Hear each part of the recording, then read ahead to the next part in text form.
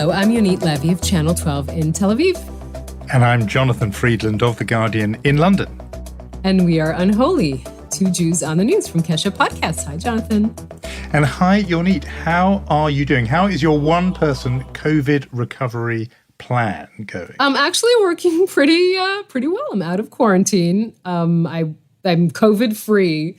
It's been an interesting, challenging week, but I actually and are viewers of Channel 12 News seeing you on the air? Are you They that are. much? They are. So you're properly happy back. or not, they have me back. And yes, it's been. I think there was a day or two of feeling a little bit like off, kind of tired, but the rest was pretty.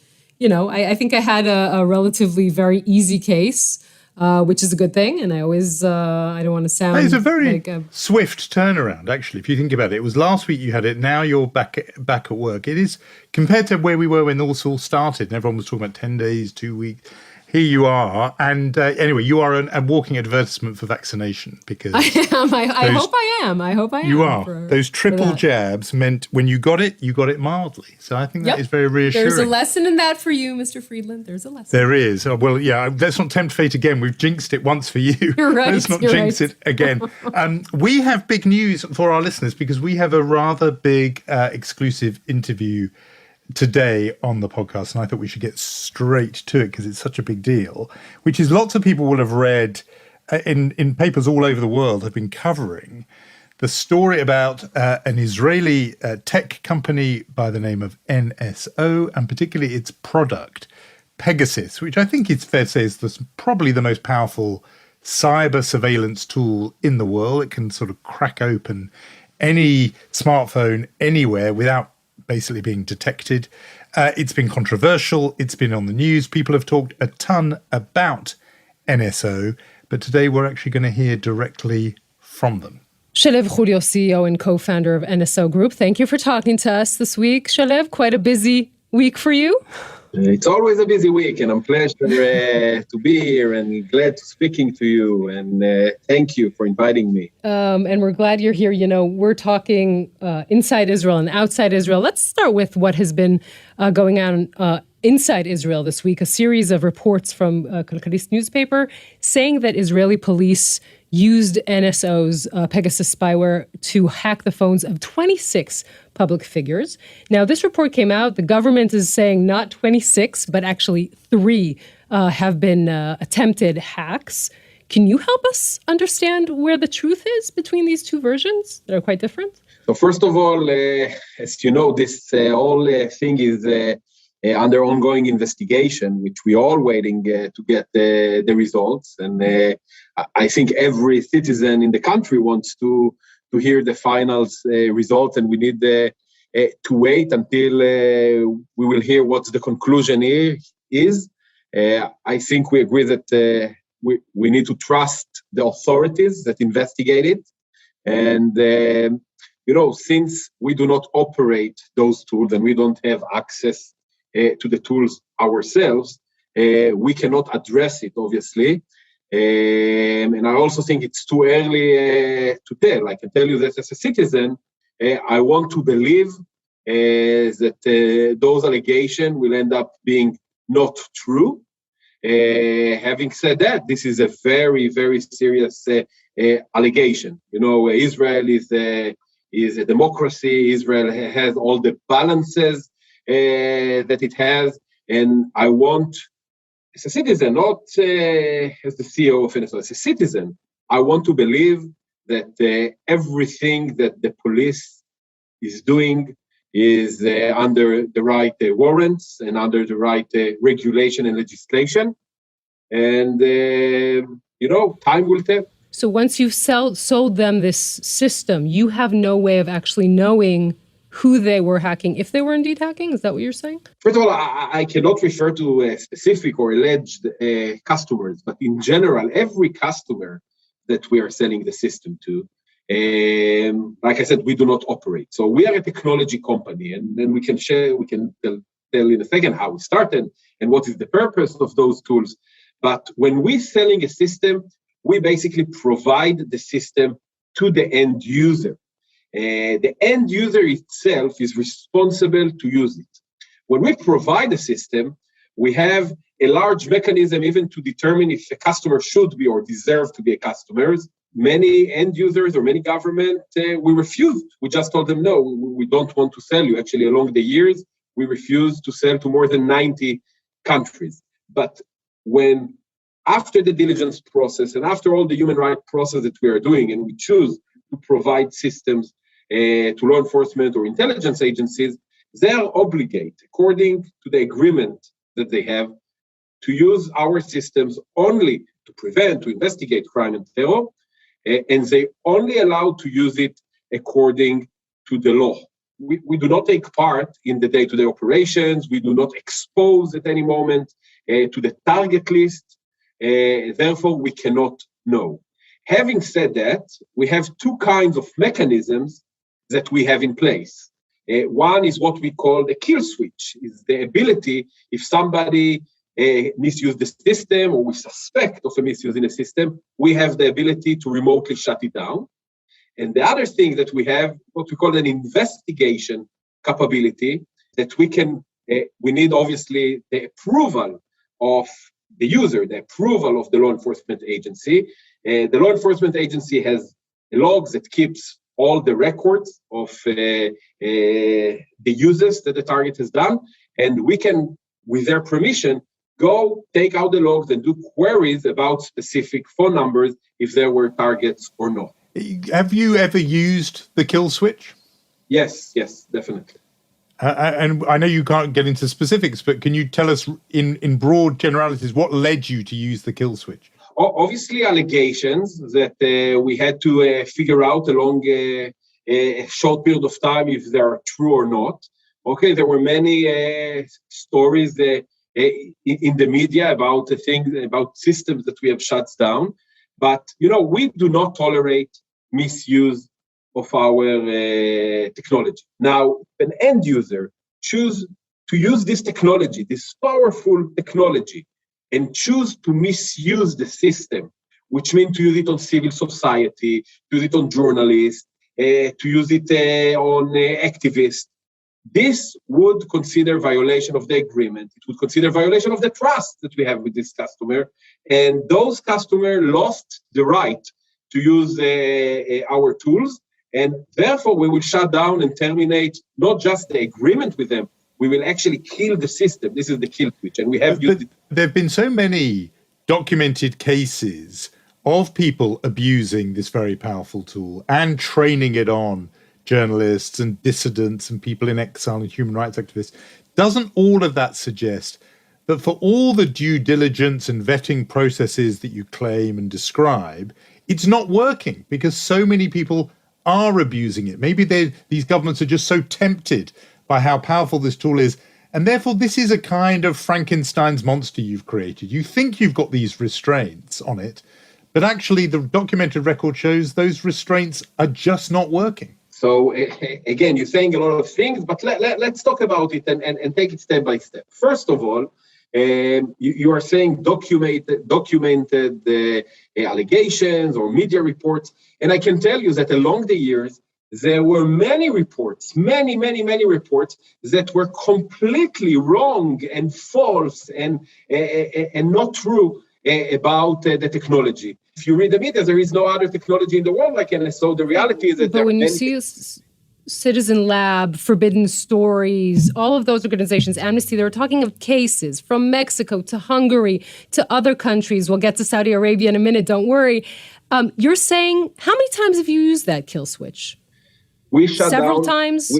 Tens of times? We shut down 7 systems in the past. It means 7 users, 7 completely users. Who abused Pegasus. That we decided to stop doing business with. So they're wrong about those cases? In some of the cases, around the world? In some of the cases, they are definitely wrong. Like I said, when we're selling the system, it's very, very simple. When we founded the company, we, in day one, before we even started to write one piece of code, we decided, how should we handle that? Okay, and we built like a constitution, 4 rules of what we would do with the technology. The first rule was that we only sell to governments, okay? Not private entities, not individuals, and that is 2010. As you know, along the years, we had many requests from high net worth individuals to Facebook, on the other hand. Rule number 2 was that we're not going to sell just to any government. So there are governments, and we knew it from day one, that do not deserve to use such capabilities because you cannot trust them to do a responsible use in those technologies. And like I said, along the years, we sold to 40 countries, and we refused to do business with more than 90 countries. Rule number 3, that we do not operate those tools. We're not hackers for hire. We're not an intelligence agency. We're not spying agency. We're not commercial companies that are doing intelligence. These other companies doing. We're a technology company. We build a technology, and we provide this technology to the end user. And rule number 4 is that we wanted to be regulated, which means that for every meeting and for every sale that we are doing, we need to get approval from the export license control mechanism of Israel. In this declaration that the customer giving in order to get this permit from the government, they obligate not just to us, to the company, they also obligates to the government that they will not violate human rights, that they will use it only to prevent crime and terror, and they will not transfer it into any third party. I can tell you that we are the only company in the world that has such mechanisms. How many cyber companies agreed to sit down and speak with you freely and transparent in a podcast? I believe I'm the only one. And the reason that we're getting all the heat is because we want to be transparent. We are the only company that published transparency report. We are the only company that call for global regulation around it. We are the only company that's saying, those tools are very powerful. They need to be addressed. They need to be global conversation about how to use them. We are the only one that's talking about responsible use. We are the only one that have a human rights mechanism. We are the only company that adopted the United Nations Guiding Principles for Human Rights. Now, nothing is perfect, but from doing nothing, like the majority of the companies is doing, and doing the best we can, I think there is a huge gap, and we are, in the highest end of building the best mechanisms available in the market. And the reality is that this technology saves lives. That's the reality. So we take your point about transparency, and we're glad you're talking to us now. But I just wonder if the fatal flaw, the problem with this, was that it relied on trusting and believing that a government like Saudi Arabia's or Dubai, the United Arab Emirates, when they say to you or to the Israeli government, yeah, we're only going to use this against the bad guys, the terrorists and the criminals, and we're not going to be tempted to use this against dissidents or critics or journalists or human rights monitors. This great mechanism you've got requires you to believe that. Who would sign an agreement with these human rights abusing governments and really believe that you're going to hand them this powerful tool and they're going to just say, yep, we signed a document, we're not going to use it, we're not going to touch it? So, you need to decide, who you want to provide those tools to. And again, I'm not going to go into specific names of countries, but eventually countries need tools to fight pedophiles, to prevent terror activities. Now, I truly think it's a bit hypocrisy saying, you can provide those countries F-35s and missiles and huge technologies that kills people, but it's not okay to provide them tools that prevent terror and crime. I just don't get it. Eventually, I think that you should trust those countries, but they have one shot. We chose ethics over revenues many, many, many times before. But the reality is that the alternative is also something to speak about. Why you need these tools and what is the alternative? And again, we can speak about it. But when you mean what is the alternative, what happens if NSO shuts down? Then what? What do you think? I mean, you're the cyber expert, sir. No, but do you know one field that there is a vacuum? Like I said, I think that maybe if NSO would go down and will cease to exist, and those things would continue, maybe it will prove our point that not everything that you are saying about NSO is true. One of the biggest competition today for the real companies is actually the Chinese government, the Russian government, that providing such tools to a lot of governments, sometimes for free, by the way, for political reasons, for other reasons. And while the government gets exactly the same tools from a different government, not from a private company, from a real government entity, this is a risk for the Western world. And this is something that people should understand. So in a way, you're saying, look, if you don't like us, the alternative is this software will exist, but it will be China and Russia who will be holding it. It's exactly what I'm saying. And I'm also saying that I don't understand why people don't like what we are doing. Because let's talk about the need. Why you need companies like NSO? Why in the first place you need technologies like that? And I think nobody asked the questions. Everybody thinks that this is like a tool that we build and we want to provide it to anyone that we want. With the reality that people don't understand how hard it became to collect intelligence those days. And until 2007, intelligence agencies and law enforcement agencies has no problem to collect intelligence. They would go with a warrant to the mobile carrier or to the ISP, and with a warrant, they could listen to all your phone calls and SMS and get all the historical data that you have and listen to all your conversations that you are doing, and that was not an issue. And what happened in 2007? Apple launches their first iPhone. It came with encryption and then end-to-end encryption, and now everybody using end-to-end encryption. On the other hand, pedophiles and criminals and terrorists are using the same platform like everyone, and there is no solution in the world that can help law enforcement agencies to collect this valuable intelligence to prevent those activities. What you're saying, of course, is that NSO is, your claim is that the most moral, ethical company in the market of doing this. So how do you explain to yourself, really, the torrent of publications against NSO coming out in Israel, coming out in the United States? Why do you think that this is happening? Why do you think that this is happening now to this company? Who's targeting you? I wish I knew. Okay, but the reality is that we became, I said before, like the poster boy. Everything that happened is NSO. Okay. But why? Why? I think because people doesn't really understand this world. Listen, even in Israel, all right, people are saying that there are thousands of targets. The Forbidden Stories talked about 50,000 numbers. Those numbers are completely off charts, technologically wise. Let me help you. Let me help you with the theory, Shalev. Can I help you with the theory? And you tell me if I'm aiming right. First of all, I've heard this from the defense echelon in Israel. They were saying that the United States is specifically targeting NSO because it wants the market of spyware to itself. Is there something to that? Again, I truly don't know. If I think that we have very good technology, yes. So why are they blacklisting you? So why is the... That's a great question, and I think it's an outrage. And I think, by the way, they're also influenced by the media. And I think the moment they will understand the full picture, they will understand that we are the good guys and not the bad guys. I have to give you another theory that's been circulating among Israeli journalists, particularly on why all these stories are coming out now in the international media and the national media.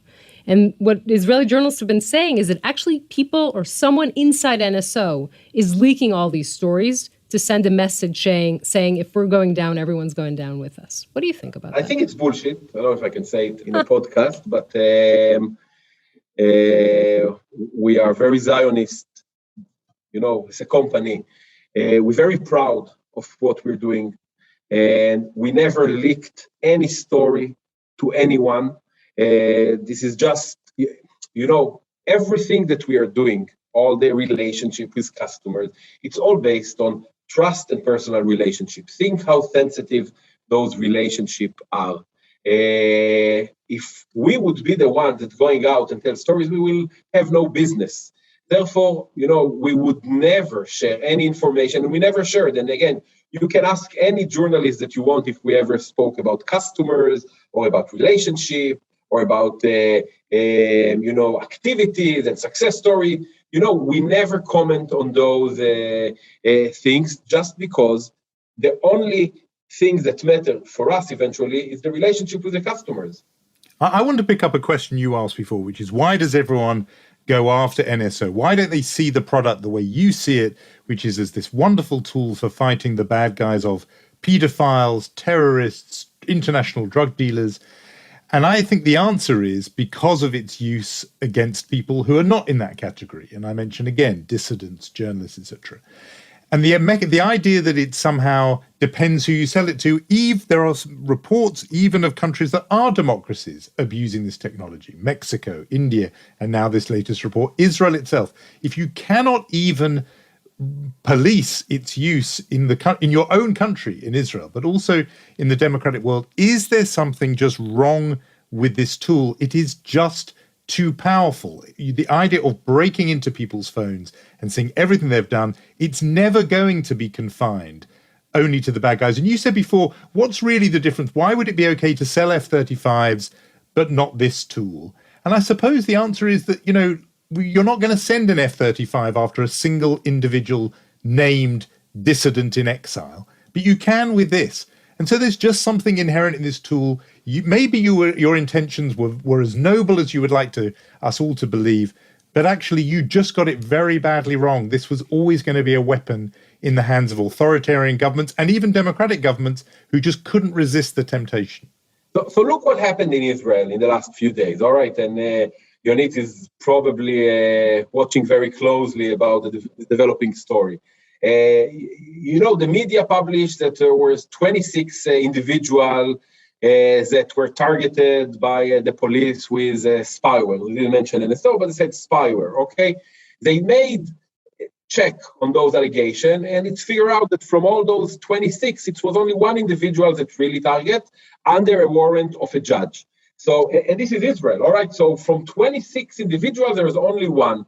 And what I'm saying that a lot of those publications based on publications, based on hearsay, sometimes about even forensics that are wrong. And I'm not saying that everything that was published is wrong. Like I said, we've shut down like 7 customers, but I do say that a lot of the publications are completely wrong. And again, even in Israel, okay, the government itself, look what happened. They deny it and nobody believes them. So think about us as a private company we are denying. Of course, nobody will believe us. It's so intense. I'm saying that our technology is very, very target-centric. When we're selling a system, is very, very narrow. Okay, it's for very limited amount of targets that can be used in a very limited territory. By nature, all the allegations cannot be true. That in 12 years of operation, we had 2, 3, 4% of misuse that should not be. But think all the 98% of the good. Yeah, I don't think morally that works, Shalev, because I think if the 2 or 3, 4% lead to the brutal murder of someone like Jamal Khashoggi and the use of Pegasus in that circle, I know you're going to deny that, but even if it's just 1 or 2 cases, I just don't think that idea of saying, there were a few bad cases, but the main thing was good. We have no argument. I agree with you. Okay, I agree with everything you said, but the only thing, it's again wrong allegation because our tools was not used in the Jamal Khashoggi horrible murder. Never, ever our tools being used in Jamal Khashoggi or his family members. And we've shown evidence to the authorities that it was not used. NSO tools did not participate in that, ever. He was never targeted by NSO tools or technologies. Yeah, again, Forbidden Stories said that his fiancé and his son were targeted by NSO. So you're saying that's... Forbidden Stories, and we've said it before, Forbidden Story based on a list that they never shared what this list is. They said the list came from NSO servers, which again, it's not true. We don't have a server that contains all those numbers.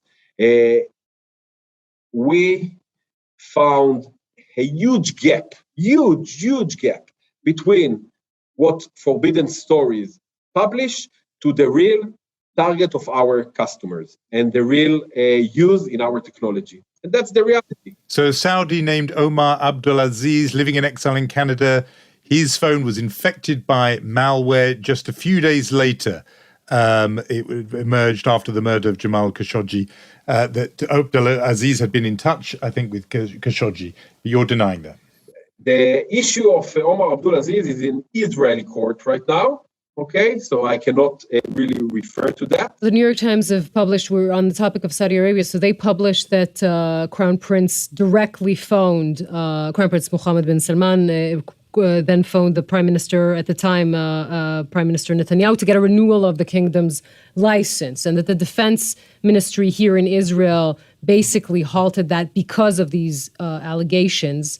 Can you in any way confirm that story? I have no idea. Okay, I truly don't know. I read it like new in the New York Times, and I don't know how can I refer to something that I was not aware of. To what extent is your product, your company, a sort of an arm of Israeli diplomacy and politics? I think the former Prime Minister Yonit referred to Netanyahu, would use the option of using NSO services as a kind of sweetener with relations with Rwanda, with Saudi Arabia. If you do right by Israel, we'll give you the keys to Pegasus and NSO software.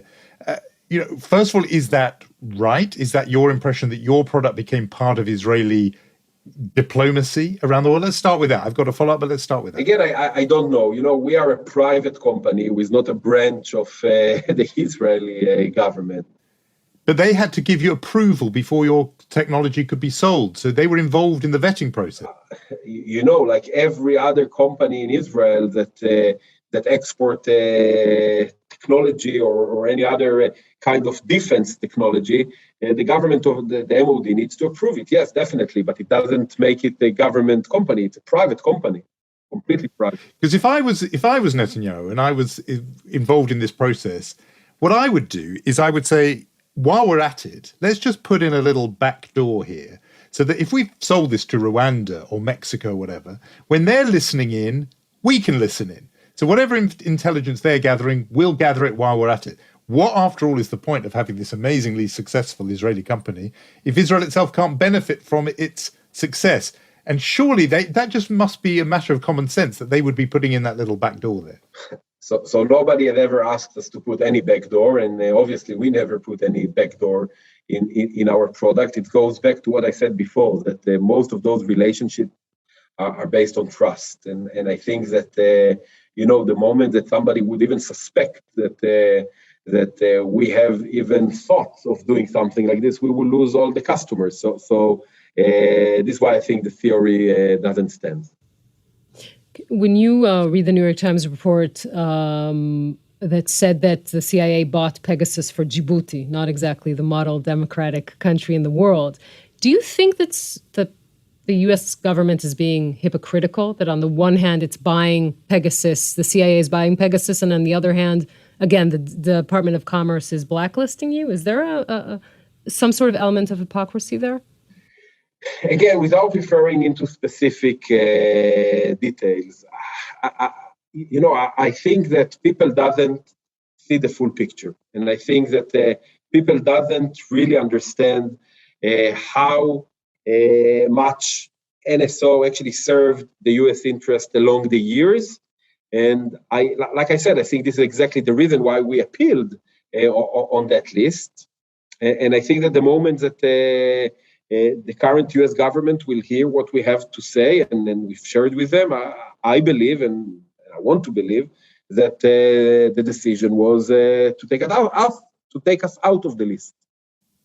So what word would you use to describe an American government that simultaneously blacklists your company but buys your product? What's the right word to describe that? Yonit said it's hypocrisy, What's your word, though?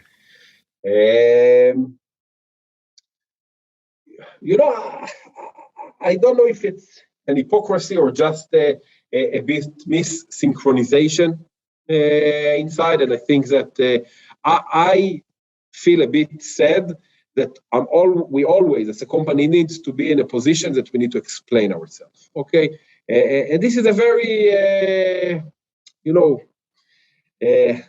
a very nice place to be. It's not comfortable. It's not comfortable. Can I just ask you one thing, just because I'm sitting here in London as a British citizen? This, again, reported that Dubai got permission to start tracking British UK phones with a +44 country code, which was novel because until then it had been, in country.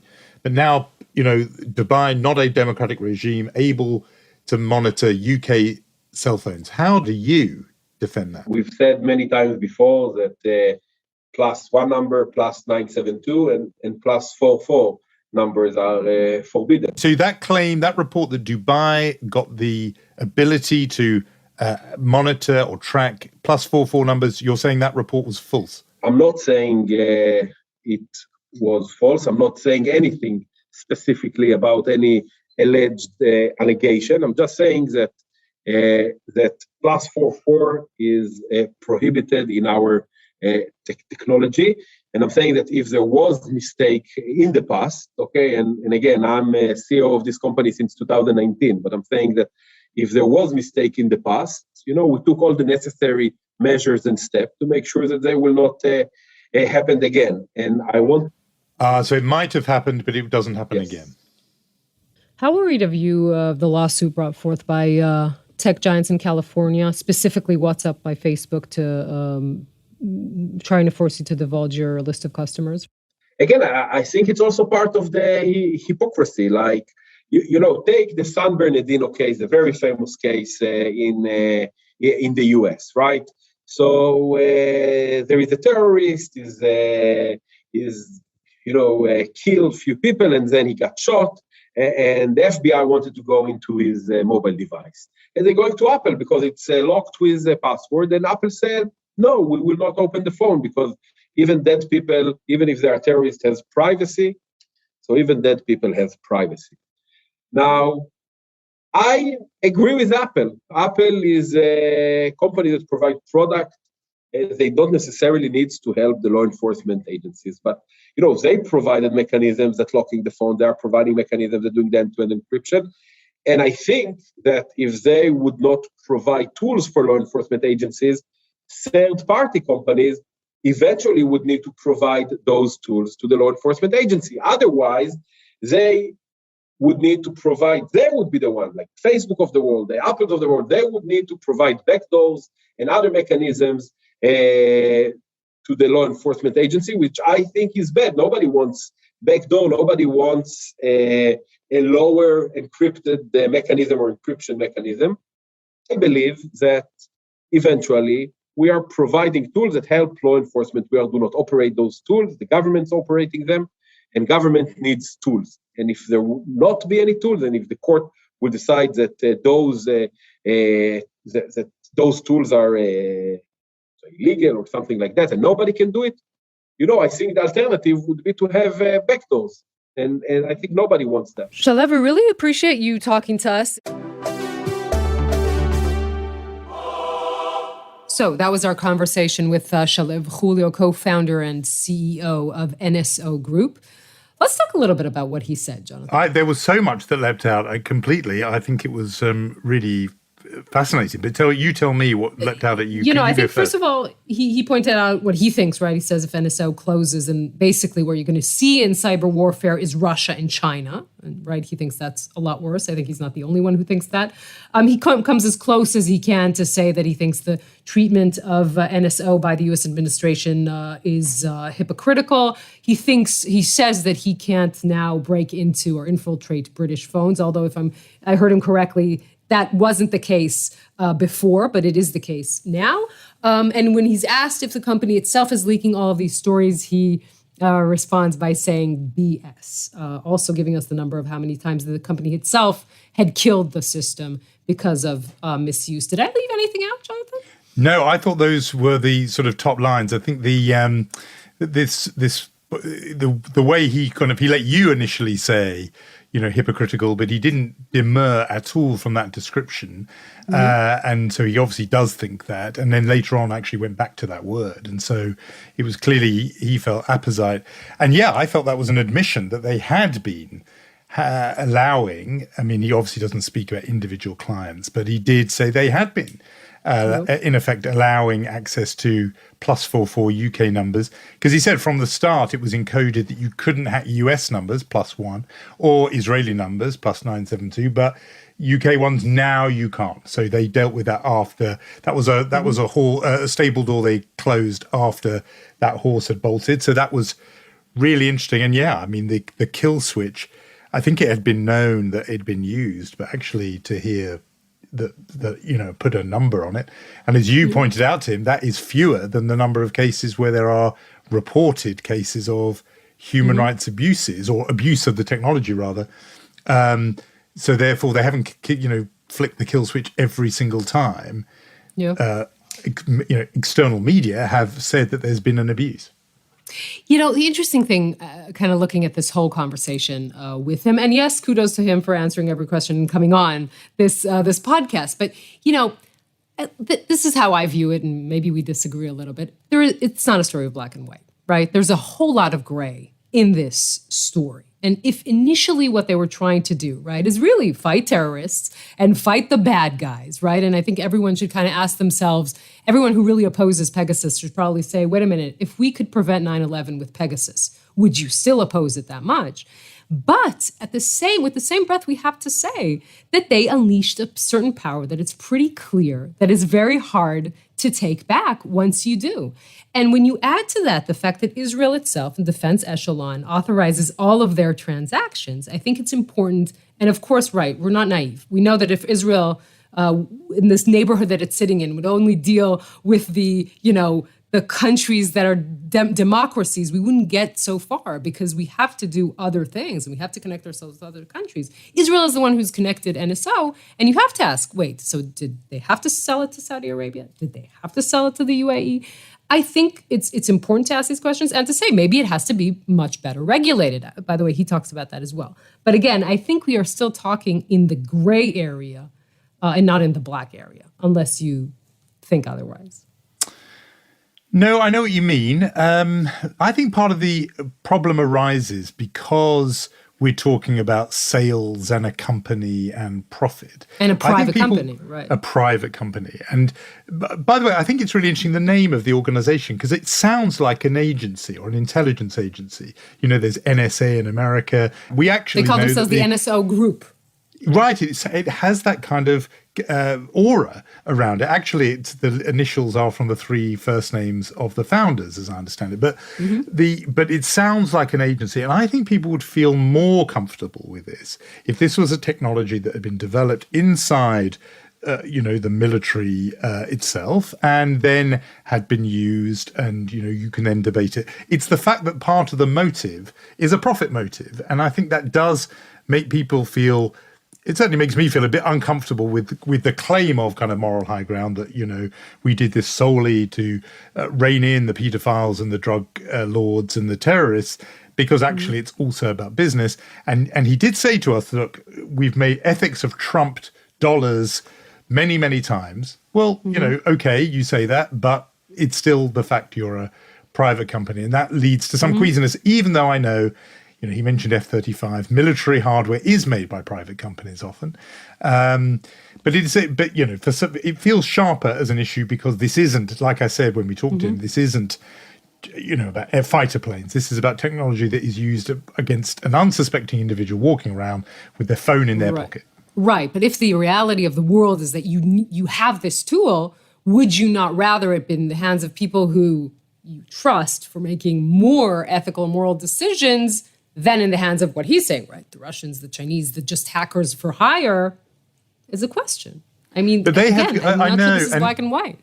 And I agree. And he used the word trust a lot. And I just thought, these regimes, some of the people who've bought it, how would you trust any of them?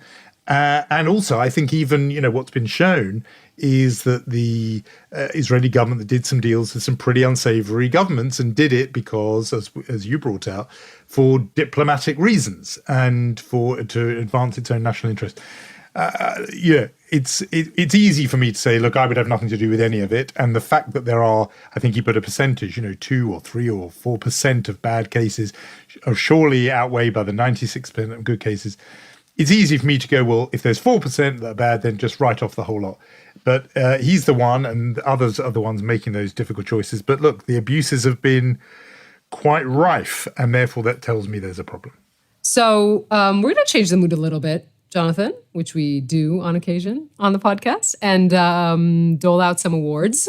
What have we? Who's in the chutzpah category this So there is an evolution in the chutzpah category this week, because I started out, what I wanted to bring to the table was really the amazing, I don't think there's a different word, another word, tweet for Ben and Jerry's company this week, writing about the Ukraine-Russia war and saying, to President Biden, essentially, sending thousands more U.S. troops to Europe in response to Russia's threats against Ukraine only fans the flame of war. This is the end of a very long tweet by Ben and Jerry's ice cream company about the Ukraine-Russia skirmish. And I'm just wondering why is an ice cream company dealing with the global effects of what is happening in Ukraine? I loved the reaction online to this, where people were saying, "You're an ice cream. You don't get to have a foreign policy." And, just thinking about, are people going to Baskin Robbins and saying, what is your position? What's the position of the Rocky Road scoop on Bosnia? What is the mint choc chip scoop's position on the Western Sahara?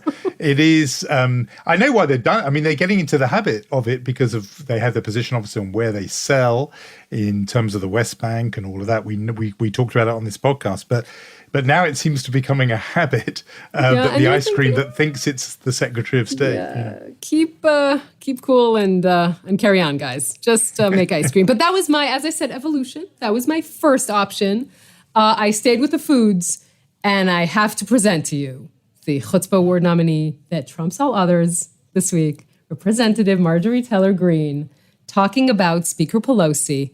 Let's let her say what she has to say. Not only do we have the D.C. jail, which is the D.C. gulag, but now we have Nancy Pelosi's gazpacho police spying on members of Congress, spying on the legislative work that we do, spying on our staff, and spying on American citizens that want to come talk to their representatives.